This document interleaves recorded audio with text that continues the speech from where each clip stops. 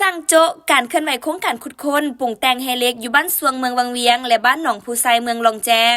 วันที่26กรกฎาคม2022นี้ธรณีสารและบอแฮแจ้งการถึงประธานผู้อำนวยการบริษัทดาวเจริญทราบว่า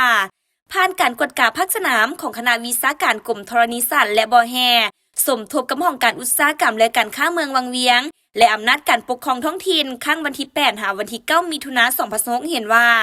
บริษัทของทานได้ดำเนินการขุดค้นและปรุงแต่งแฮเล็กโดยบ่ได้รับอนุญาตอย่างเป็นทางการ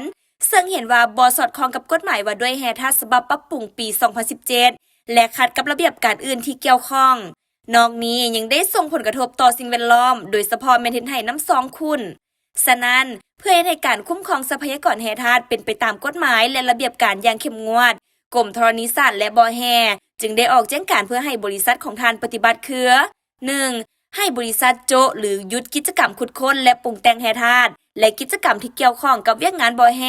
จนกว่าจะมีแจ้งการและที่สินำจากรัฐบาลในการจัดตั้งปฏิบัติสำหรับโครงการขออนุญาตลงทุนใหม่ 2. ให้บริษัทเอาใจใส่ดำเนินการฟื้นฟูและปรับปรุงสภาพแวดล้อมที่ได้รับผลกระทบให้กลับคืนสู่สภาพปกติโดยไว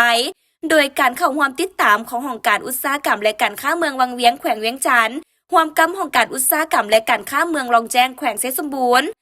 3. ถ้าบริษัทฝ่าฝืนหรือยังสืบต่อดำเนินกิจกรรมขุดค้นโดยบ่ได้รับอนุญาตจะถูกดำเนินคดีและปฏิบัติตามมาตรการตามกฎหมายว่าด้วยแฮท่านและกฎหมายอื่นๆที่เกี่ยวข้องอย่างเข้มงวด